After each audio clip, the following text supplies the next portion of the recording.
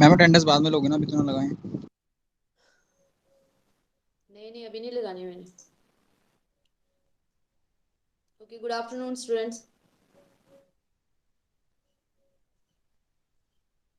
आवाज आ रही है सभी को? हाँ जी मैम। ओके।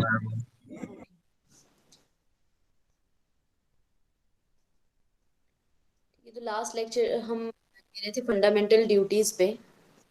फंडामेंटल ड्यूटीज की आपने इंट्रोडक्शन पढ़ी, क्या है?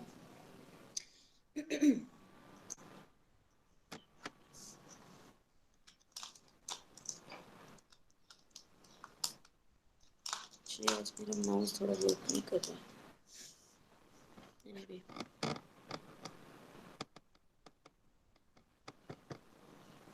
ठीक है, फंडामेंटल ड्यूटीज के बारे में सभी को पता है। फंडामेंटल ड्यूटीज क्या है? List of fundamental duties according to article 51A, it shall be the duty of every citizen of India. Brief में मैं बता देती हूँ, वैसे तो मैंने ये बता दिया था आपको लिस्ट ऑफ ड्यूटीज कौन कौन सी है। ठीक है, फर्स्ट क्या थी? To abide by the constitution and respect its ideals and institution, the national flag and national anthem. Second care to cherish and follow the noble ideals that inspired the national struggle for freedom. Third care to uphold and protect the sovereignty, unity and integrity of India. Fourth one is to defend the country and render national service when called upon to do so.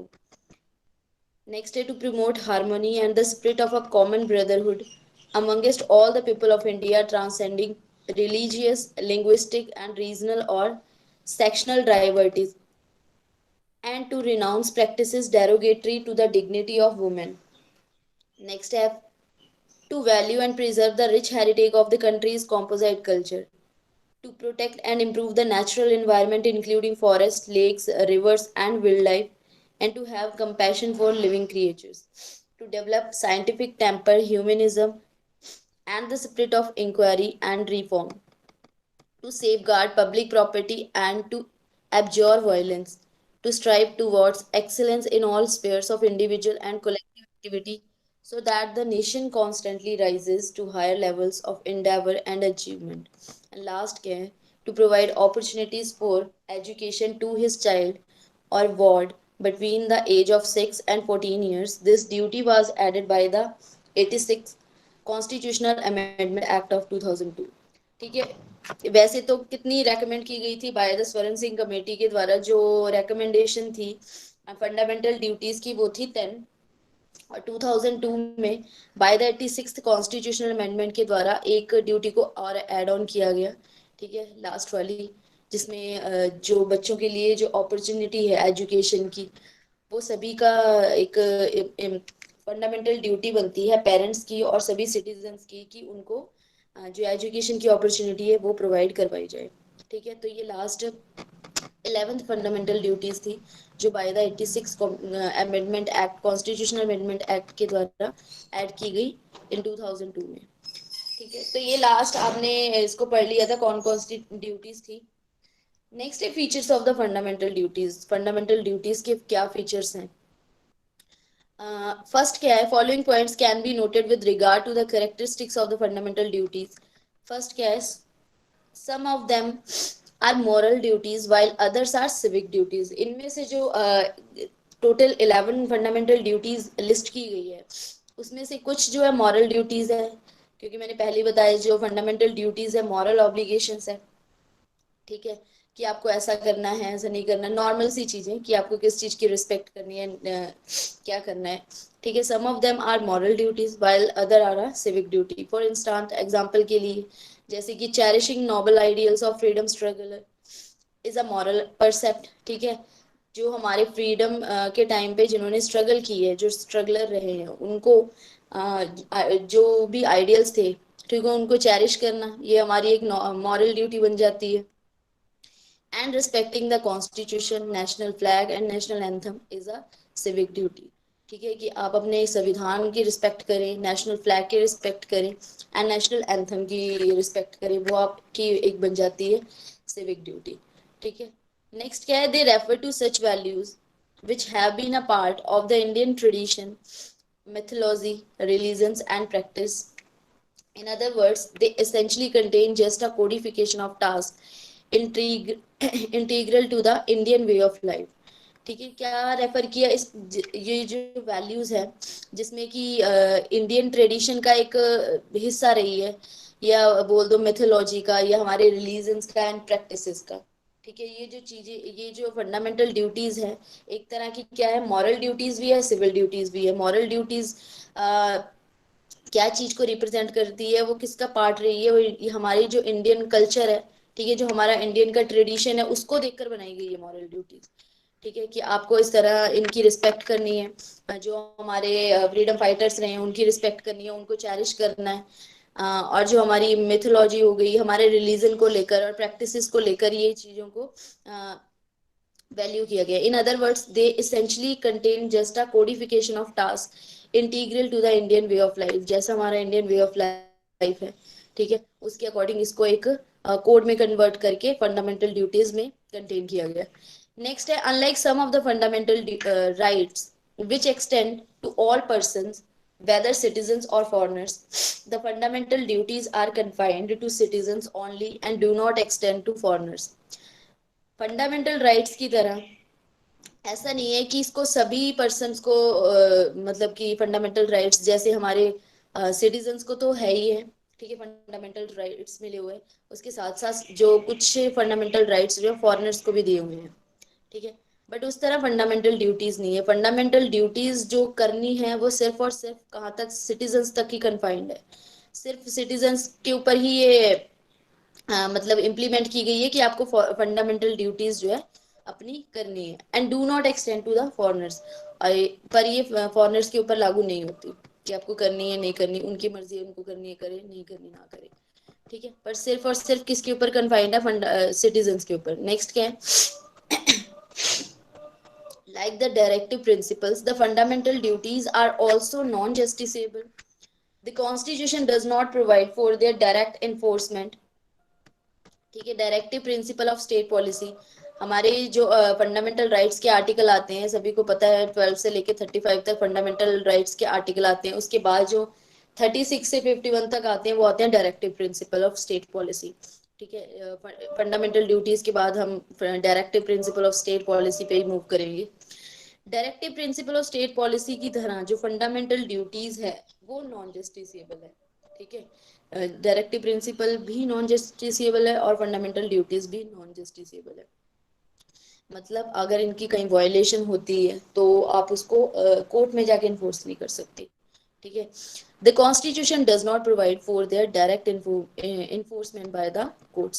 Moreover, there is not legal sanction against their violation. However, the parliament is free to enforce them by suitable legislation, ठीक है। यहाँ पर इस तरह की कोई legal sanction नहीं है इसकी वायलेशन के against. However the parliament is free to enforce them by suitable legislation. हालांकि जो पार्लियामेंट है इसको इन्फोर्स कर सकती है कुछ लेजिस्लेशन लाके, ठीक है। बट एज सच अभी तक कोई मतलब कि इसको इन्फोर्स नहीं किया गया। Criticism of fundamental rights, criticism of fundamental rights, the fundamental duties mentioned in a part fourth A, wait,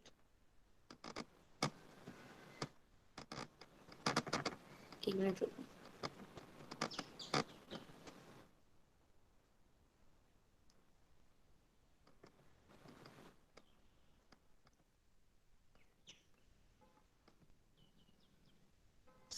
Fundamental duties mentioned in a part 4th A of the Constitution have been criticized on the following grounds, ठीक है।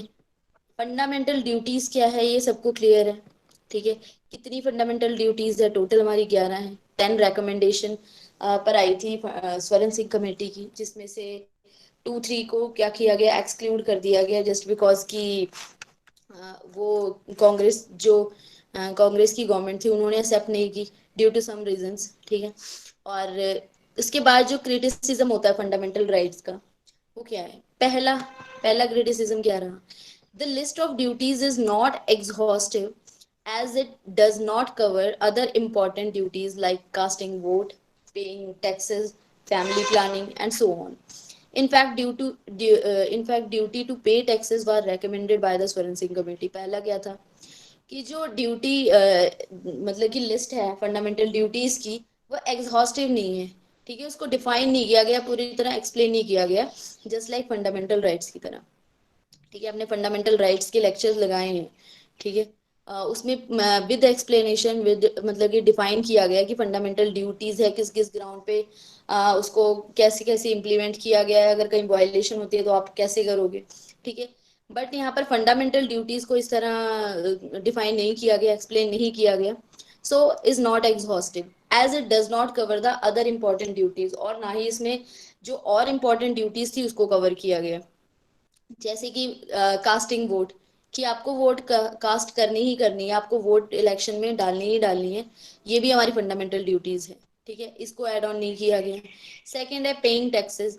ठीक है, कि आपको tax पे करना है, ये जरूरी है, आपकी ड्यूटी बनती है, इसको भी ऐड ऑन नहीं किया गया। हालांकि पे जो टैक्सेस की रिकमेंडेशन थी वो स्वरण सिंह कमेटी लेकर आई थी, बट कांग्रेस गवर्नमेंट ने क्या किया, क्या कर दिया था, इसको रिफ्यूज कर दिया था, इसको एक्सेप्ट नहीं किया टैक्सेस को पे करने की जो फंडामेंटल ड्यूटी थी। नेक्स्ट है फैमिली प्लानिंग, जो कि आप फंडामेंटल ड्यूटीज का एक बहुत मोस्ट इम्पॉर्टेंट एलिमेंट रहा है।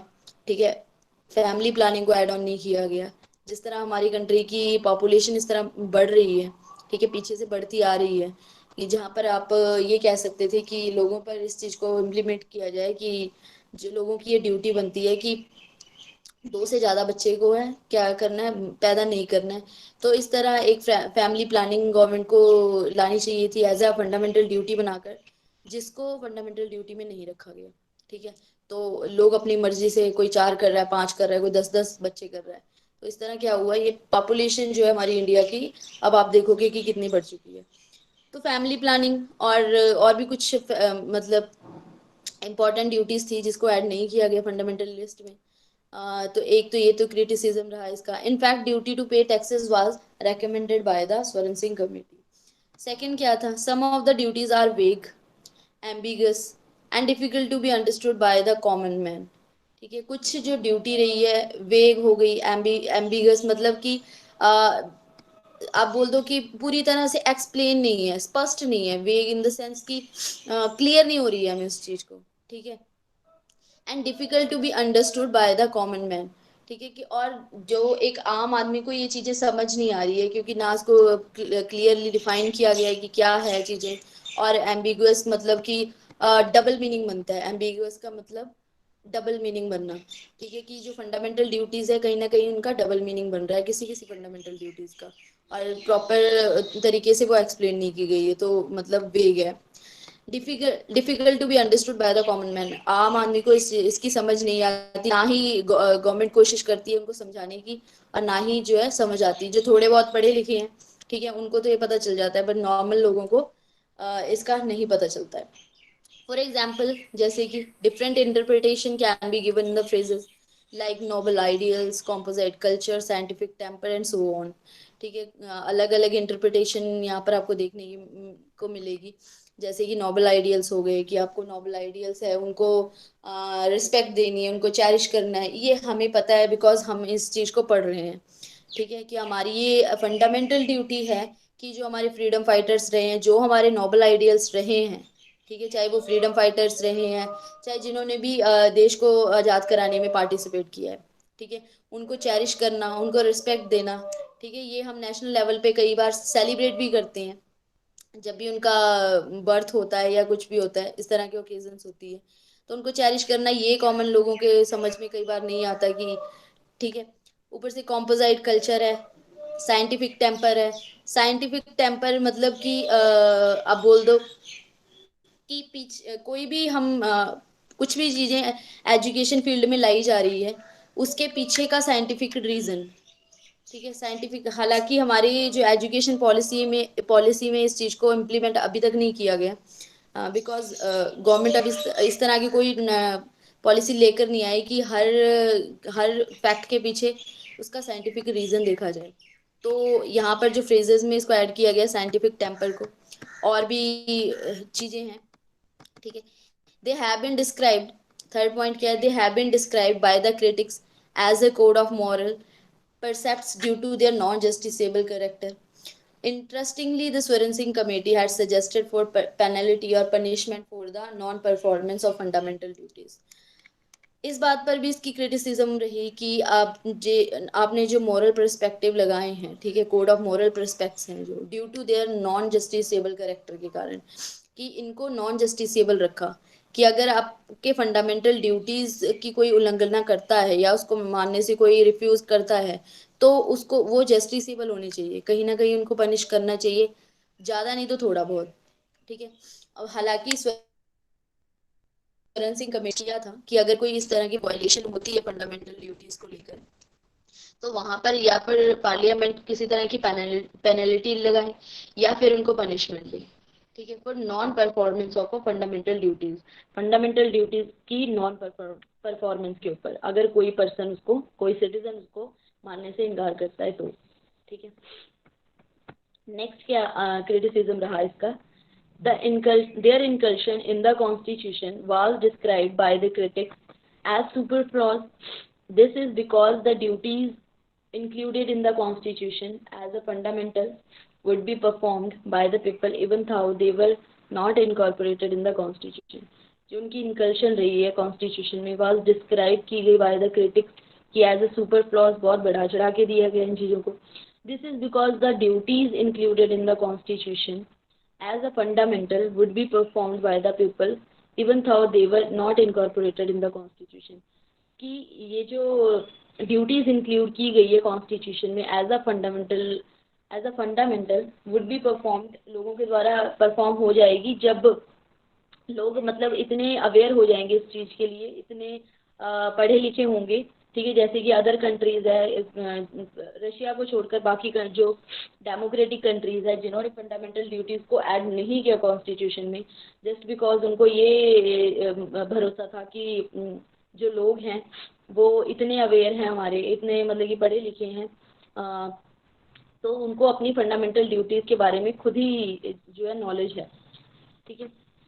The critics said that the inclusion of the fundamental duties as an appendage to the Part 4A of the Constitution has reduced their values and significance. They should have been added after Part 3rd so as to keep them on a par with the fundamental rights.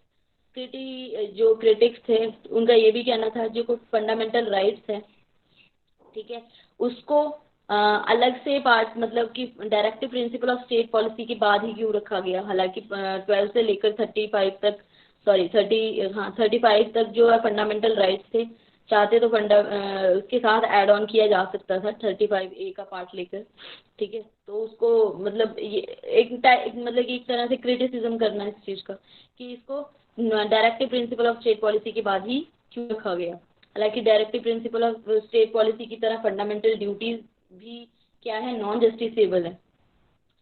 To the Part 4A of the Constitution has reduced their value and significance. कि इसने part 4 में डालकर इसकी जो value है उसको क्या कर दिया, कम कर दिया, जो इसकी सिग्निफिकेंस है उसको क्या कर दिया, कम कर दिया. They should have been added after Part 3. ठीक है, उनको जो है एज अ पार्ट 3 में मतलब कि ऐड करना चाहिए था, so as to keep them on a par with the fundamental rights, fundamental rights के बाद, ठीक है. तो ये क्रिटिसिज्म किए गए बाय द क्रिटिक्स. नेक्स्ट है significance of fundamental duties. Fundamental duties आप लोगों को पता है क्या है, ठीक है, कैसे रेकमेंड की गई, किनके द्वारा रेकमेंड की गई, क्या उसमें कौन सी अमेंडमेंट के थ्रू उसको ऐड ऑन किया गया, कौन सा new fundamental right fundamental duty add की गई 2002 में, ठीक है, बाय द 86 अमेंडमेंट एक्ट के द्वारा. उसके बाद इसके फीचर्स क्या रहे एंड इसकी क्रिटिसिज्म क्या हुए फंडामेंटल ड्यूटीज के, किन किन पॉइंट पे क्रिटिसिज्म हुई, ठीक है. नेक्स्ट है फंडामेंटल ड्यूटीज की सिग्निफिकेंस क्या है. सिग्निफिकेंस क्या है फंडामेंटल ड्यूटीज की. फर्स्ट क्या है, in spite of a criticism and opposition the fundamental duties are considered significant from the following viewpoints. First, they serve as a reminder to the citizens that while enjoying their rights, they should also be conscious of duties they owe to their country, their society and to their fellow citizens.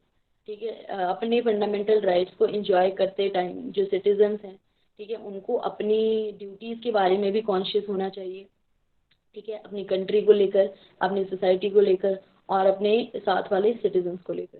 ठीक है, सबके ऊपर एक moral obligation ये लगती है fundamental duty के रूप में कि आप अपने बीच में, लोगों के बीच में भाईचारा बनाकर रखें। ठीक है, अपनी कंट्री के हेरिटेज, जो रिच हेरिटेज हैं उनको प्रोटेक्ट करें।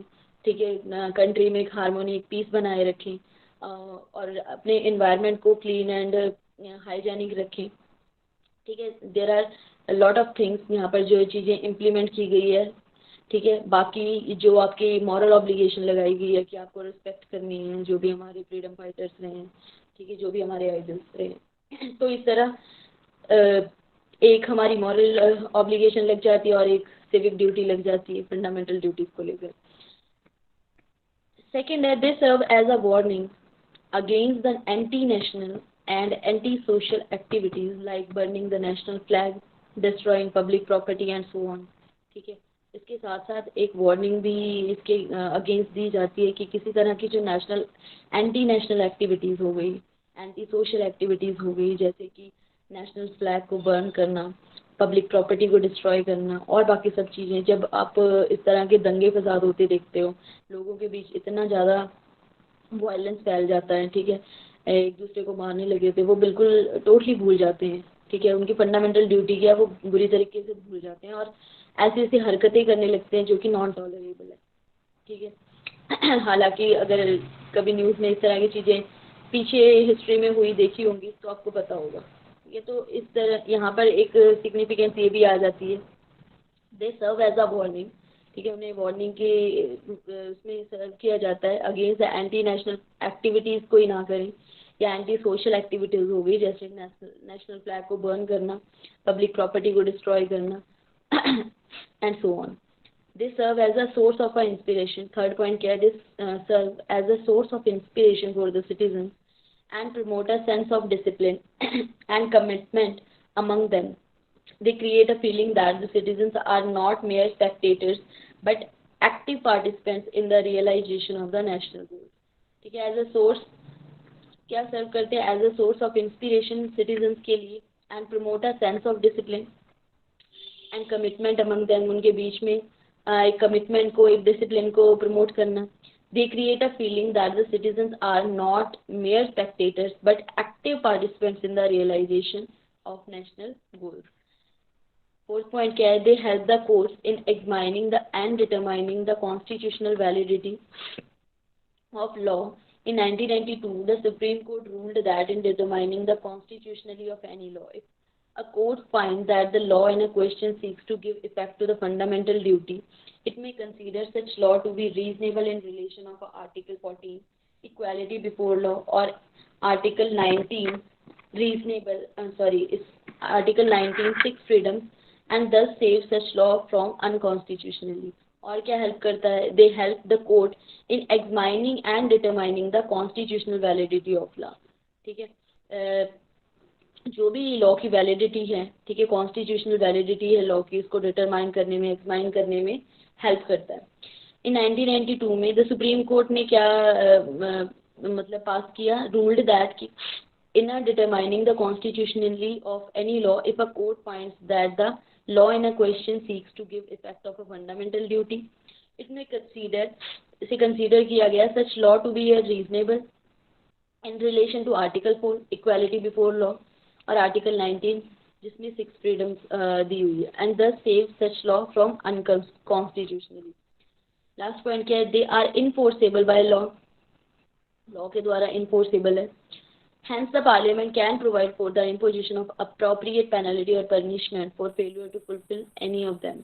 ठीक है, पार्लियामेंट के पास ये पावर है कि वो किसी तरह की मतलब अप्रोप्रिएट पेनल्टी या पनिशमेंट को इम्पोज कर सकती है for the failure to fulfil any of that. ठीक है, इन चीज़ों को फुलफिल करने के लिए। तो ये हमारी क्रिटिसिज्म थी और सिग्निफिकेंस है फंडामेंटल ड्यूटीज़ के। ठीक है, इसको बाकी हम कल कंटिन्यू करते हैं, एक ही टॉपिक बचा हुआ है इसका।